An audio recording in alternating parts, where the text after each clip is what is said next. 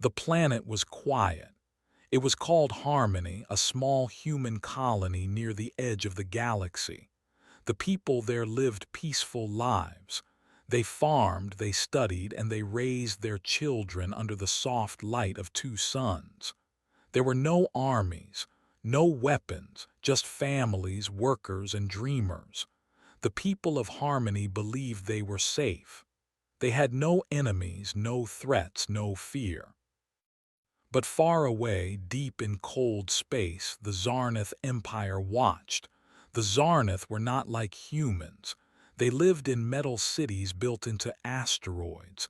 Their skin was gray and rough. Their eyes were sharp and cold.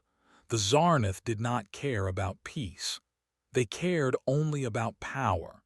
They believed that only the strong had the right to rule, and they believed humans were weak. One day, a Zarnath ship entered the Harmony system. It was large, shaped like a long spear. It came without a message, no warning, no reason. It moved through the sky like a shadow, covering the sun for a moment. The people of Harmony looked up, confused and afraid. They had never seen a warship before. Some thought it was just passing by. Others stayed inside, locking their doors and holding their children close. That night, 10 people disappeared. They were taken from their homes in silence. No one saw it happen. There were no screams, no broken windows, no signs of struggle. They were simply gone. A teacher, a nurse, a farmer, a young boy, a mother, a pilot, a student, a healer, a builder, and an old man who loved to paint. Each one of them lived a quiet life. None had hurt anyone. None had broken laws. None had ever held a weapon. The next morning, people gathered in the center of the colony. They looked at the empty chairs. They whispered the names of the missing. They cried. Some sent messages to Earth, hopping for answers.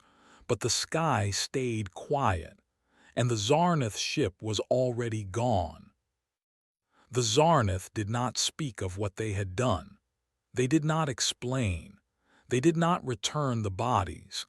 Deep in one of their hidden chambers, far from any star, they had held the 10 humans. They asked no questions. They gave no food. They gave no water. The chamber was dark, cold, and silent. Then, one by one, they ended their lives. The Zarnath believed this would show their strength. They thought no one would notice. Harmony was far, Earth was busy. The galaxy had many troubles. 10 lives meant nothing to them. To the Zarnath, it was just a warning, a message written in blood. Stay weak, stay quiet, or this will happen again. The Zarnath called it Operation Dust. They wiped the records, they cleaned the floor, they erased the names. They told no one. Even within their own empire, only a few high-ranking leaders knew. They believed secrets were strong. They believed silence was power. But silence cannot hide everything. A nearby trader had passed by the planet the day before. His small ship had picked up strange signals. He didn't understand them. He just saved them and moved on. Days later, when he reached a larger station, he shared what he heard. The data showed strange activity, a signal that came from Harmony at the same time the Zarnath ship arrived. The signal didn't say much, but it was enough to raise questions. Then the questions reached Earth. Earth was no longer the small blue planet it used to be. It had colonies on many worlds. It had allies, fleets, and scientists. But Earth still cared about its people. It still remembered its past, the wars, the pain, the lessons. When Earth heard the whispers about the 10 missing from Harmony, it did not ignore them. Quietly, Earth began to listen. A deep space satellite picked up another clue, a strange energy spike far from normal flight paths. A black box recording showed a voice, scared, shaking. "They're here, the Zarnath, we don't know why." Then silence. The people of Harmony held candles each night. They left plates at empty tables. Children asked where their teacher had gone. A husband searched for his wife every day. A father stood at the edge of the colony, staring into space, hoping she would come back. On Earth, a scientist named Dr. Kale received the report. Her sister had lived on Harmony. Her name was Mara. She had been the nurse. Kale read the file again and again. It made her chest hurt. She had not seen Mara in years, but they had promised to visit each other soon. Now it was too late. But Kale didn't cry. She got to work. Elsewhere, Commander Raylan stared at the same report. His cousin, Jace, had been the pilot. Jace had taught him to fly. He had once saved Raylan's life. Raylan's hands shook, but not from fear. He sent a message to his old unit. "We've got a problem." Even far away on Titan's icy moon, a young programmer named Nilo opened a file and saw his friend's name. The builder, the one who had shown him how to design drones. Nilo closed the screen. Then he opened a new one. He began to write code. The Zarnath didn't know what they had done. They thought the humans were weak. They thought no one would notice. But the 10 people they took had friends. They had family. They had people who cared. And those people were smart, strong, and determined. The galaxy was changing, not with noise, not with weapons, but with a spark. One whisper became 2, then 10, then 100, on back channels and dark nets, on silent files passed between systems. The word spread. The Zarnath had taken 10. They gave no reason. They gave no trial. They gave no peace. The people of Earth did not scream. They remembered. They waited. They planned. And the Zarnath didn't even know they had made the biggest mistake in the galaxy. The 10 humans who were taken from Harmony were not just names on a list. Each of them had a story. Each had people who loved them. Each left behind a hole that could never be filled. The Zarnath Empire thought they were just small people from a small planet, but the truth was different.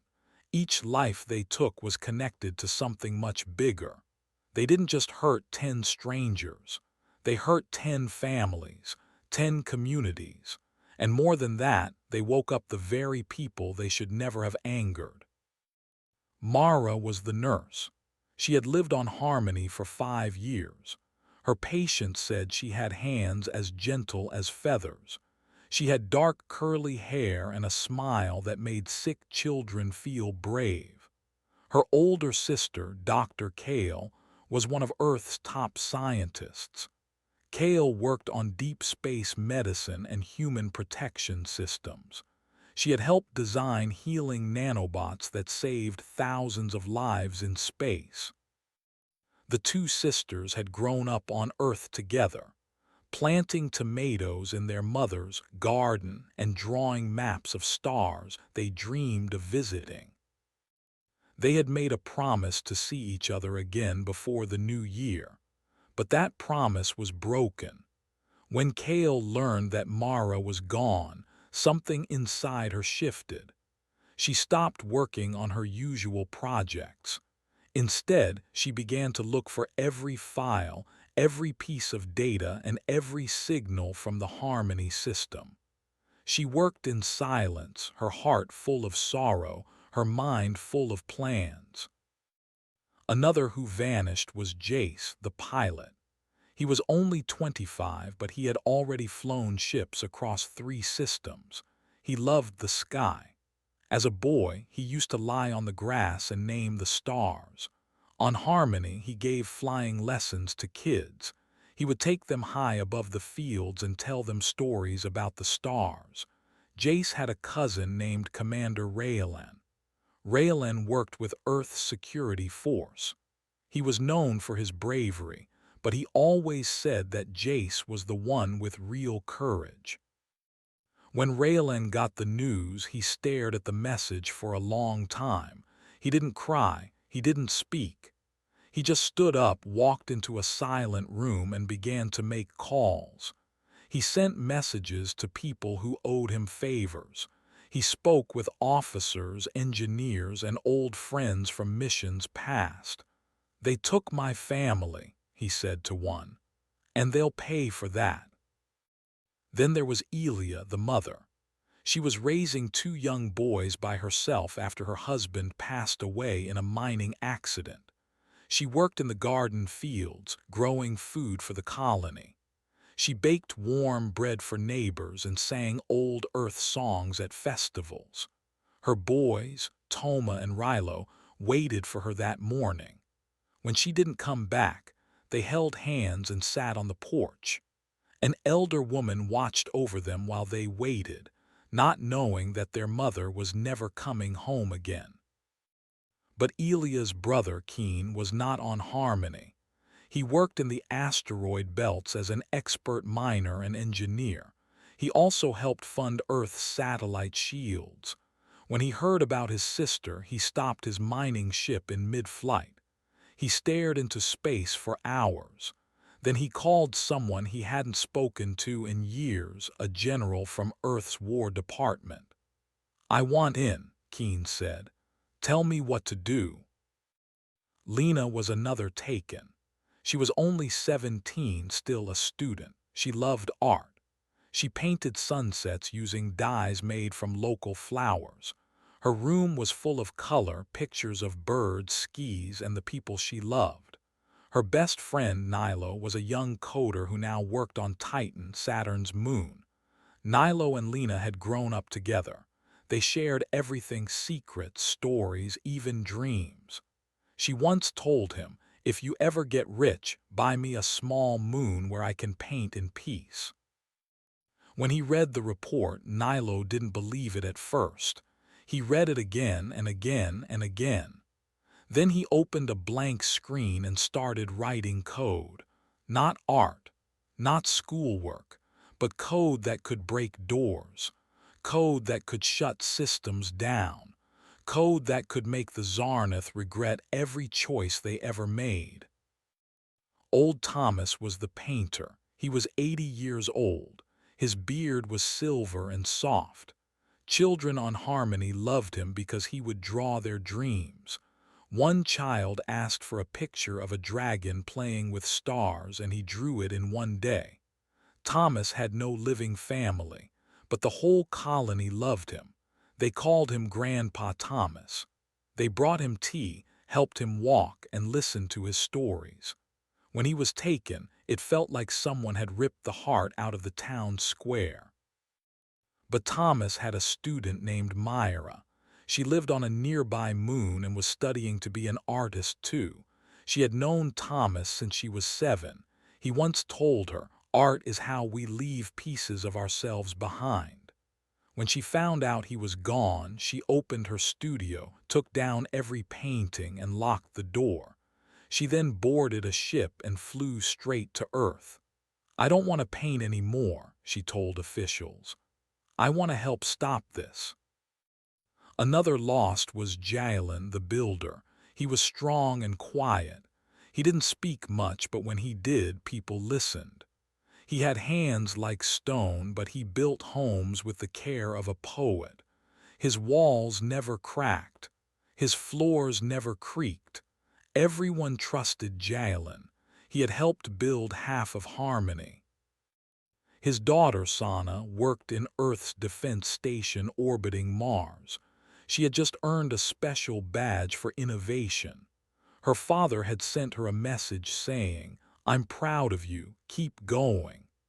It was the last message she ever got from him. When Sana learned he was gone, she didn't cry. She walked straight into the command office and said, "Give me access. I want to see the files."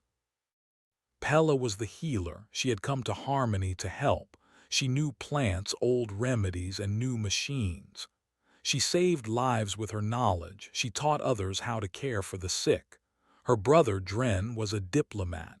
He spent his life speaking in rooms full of powerful people. When Pella vanished, Dren tried to speak with the Zarnath. He sent 10 messages. All were ignored. That's when Dren stopped talking. He started listening. And then he started planning. Rill was a boy, only 10 years old. He had been helping his father harvest berries when he was taken. His father, Ben, searched for days. He blamed himself. He looked through forests, caves, and even empty mines. He never found a clue. Rill's teacher, Miss Lyra, told the class he was small, but he was brave. Rill's cousin, Halen, worked as a data scout for Earth's intelligence force. She knew how to find lost signals. She used to teach Rill how to spot stars. Now she used those same skills to search for answers. Each person taken had someone, a friend, a family member, a mentor, a neighbor, who felt the loss like fire in their chest. None of them were ready to forgive. None of them were ready to forget. Some wept. Some grew silent. Some got to work. But all of them remembered. The Zarnath Empire didn't know any of this. They saw 10 humans as nothing. But they had touched hearts that were connected to some of the smartest, strongest, and most determined minds in the galaxy. Scientists, builders, commanders, coders, healers, artists, friends, siblings, parents. The Zarnath didn't take just 10 lives. They woke up a force they could not measure. Across the galaxy, quiet plans began. Not in one place, but in many. A satellite changed its focus. A lab ran new tests. A soldier left base without telling anyone where he was going. A drone was sent into deep space with no return route. A quiet network made of grief and memory began to take shape. And Earth, strong and quiet, was beginning to rise. At first, nothing changed. The stars still shined. Ships still flew between planets. The galaxy seemed calm, just as it had always been. The Zarnath Empire went back to their normal ways, feeling proud of what they had done. They believed Earth was too far, too weak, and too slow to do anything. But they were wrong. Something had already started. It began with silence. Not the silence of fear, but the silence before a storm. On Earth, in space, and on moons across the galaxy, people who had lost loved ones were not just sad. They were focused. They worked quietly, using their minds, their tools, and their time. No one made loud speeches. No one fired weapons. But the first steps of revenge had begun. The first Zarnath ship disappeared near Mars. It was a patrol ship, just one of many. It sent out a routine signal 1 hour. The next hour, nothing, no cries for help, no signs of attack, just gone. The Zarnath called it a glitch. It must have crashed, they said. But deep in Earth's command center, a man named Raylan checked a small screen. He nodded once. He didn't smile. He simply said, "Step 1 complete." Soon after, a Zarnath listening station in the outer belt went dark. The station was big. It had dozens of workers. It listened for signals from nearby planets and passing ships. But one morning, all its lights shut off, all its doors locked. The workers inside were fine, but they could not get out. The computers showed nothing. No messages, no warnings. When a rescue team arrived 3 days later, they found everything still in place. The workers said the lights had just turned off all at once. And then came the voice, "Do not touch Earth again." The Zarnath were confused. No one had entered the station. No weapons had been used. Nothing was stolen or broken. But the message was clear. Someone had done this on purpose. More strange events followed. A supply convoy headed toward a Zarnath mining moon lost control for 3 minutes. During those minutes, all the ship's maps changed. The ships didn't crash, but when they checked their systems later, they found a new folder on every ship's screen. Inside the folder was one file. It had a single sentence: "Remember harmony." The Zarnath began to worry. They asked questions. Who was doing this? How were they getting in? They searched for signs of spies but found none. They changed their codes, but the attacks kept happening. They added guards to their stations, but it didn't help. These weren't normal attacks. These were shadows in their systems, ghosts in their wires. But it wasn't magic. It was the work of people. People like Nilo, the young coder on Titan. After losing his best friend Lena, he had stayed up every night writing special programs. He sent them out on secret networks hidden deep in the stars. His programs didn't destroy anything. They simply entered places they weren't supposed to go. They left messages. They made lights blink. They turned off machines at just the right moment. Nilo called them whispers, and the whispers were everywhere. People like Commander Raylan, who had trained his soldiers not for war, but for precision. His team didn't fire guns. They turned off engines, froze weapons, and opened doors without being seen. They didn't hurt anyone, but they made sure the Zarnath knew Earth was watching. People like Dr. Kale, who used science, not swords. She sent small drones into space. The drones were invisible to most scanners. They floated near Zarnath stations, recording data, mapping weaknesses. They found out what the Zarnath wanted to keep secret. Then that information was sent to people who knew exactly what to do with it. Every time a system failed, the Zarnath called it a mistake. But mistakes don't leave messages. Mistakes don't warn you. Mistakes don't knock on your door and leave without breaking it. The galaxy began to take notice. At first, other species thought the Zarnath were just unlucky, but then they started seeing the signs too. A power station on a trade route blinked 3 times. That same day, its backup engine hummed a strange tone like a song. A trader played it backward and heard the words, "You forgot the 10." A security drone flew too close to a moon and suddenly stopped in midair. When it rebooted, it showed a symbol on its screen, 10 stars in a circle. No one had seen these kinds of messages before. The Zarnath tried to blame others. They accused rebels, pirates, even rival empires. But no one else had the skill or the reason. Only Earth had both. Still, the Zarnath did not speak the truth out loud. They didn't want to admit it. Not yet. But deep down, their leaders were beginning to understand. The humans were not yelling. They were whispering. And that was worse. Because you can fight a loud enemy. You can see them, aim at them, strike them, but you can't fight what you can't catch. You can't strike what slips through cracks and hides in shadows. The Zarnath had wanted fear.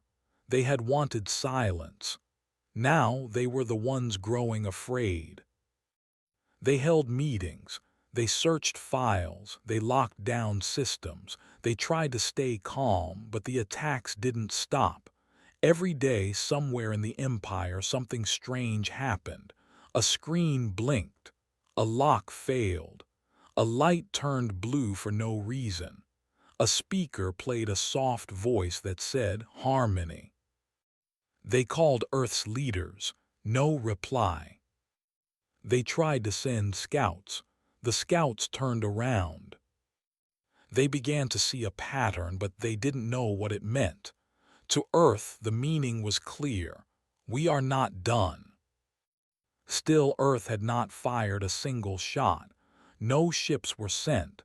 No fleets moved through space. And yet the Zarnath were being shaken. Even their people began to ask questions. Why are the lights flickering? Why did our ship vanish for 10 minutes last night? Why do our screens say strange words at midnight? The Zarnath leaders gave no answers, but inside their minds, fear was growing. Back on Earth, the people who had lost family and friends watched the changes. They didn't cheer. They didn't smile, but they knew this was just the beginning. A small voice had turned into a quiet storm, and the Zarnath were starting to hear the thunder. The Zarnath Empire had always believed they were the strongest force in the galaxy. They had powerful warships, deep knowledge of space, and cold hearts that knew no mercy. Other species feared them. Most stayed out of their way. That's how the Zarnath liked it. But lately, something had changed. At first, the strange problems seemed small. One ship gone, one station offline, a few odd signals, lights blinking for no reason, voices whispering messages in strange places. The leaders laughed. "It's just space noise," they said. "Nothing to worry about." But the problems didn't stop. One by one, more systems began to fail. A mining machine shut down in the middle of the workday. A cargo ship spun off course for 6 minutes, then came back with its navigation wiped clean. Security doors opened on their own. Soldiers heard music playing where there should have been silence. One drone began writing names on the walls of its station, names of the 10 humans from Harmony. At first, the leaders thought these were just accidents. They told each other everything was fine. They told the workers to stay calm. They told the soldiers to keep guard. But inside their command halls, fear started to grow. One of the Zarnath generals, Goran Vek, sat in a quiet room late one night. His screen glowed in front of him. Files showed damage reports, missing times, strange power spikes, and signal disruptions. He tapped the table with his clawed hand. Something didn't feel right. There was a pattern, but he couldn't see it yet. He opened another file, then another. Each one told a story. A patrol ship near Earth's moons had vanished. A Zarnath listening post had gone dark for 23 minutes. A cargo route had been hacked. One factory had printed only the words "We remember" on every package for an entire day, and there were no clues left behind.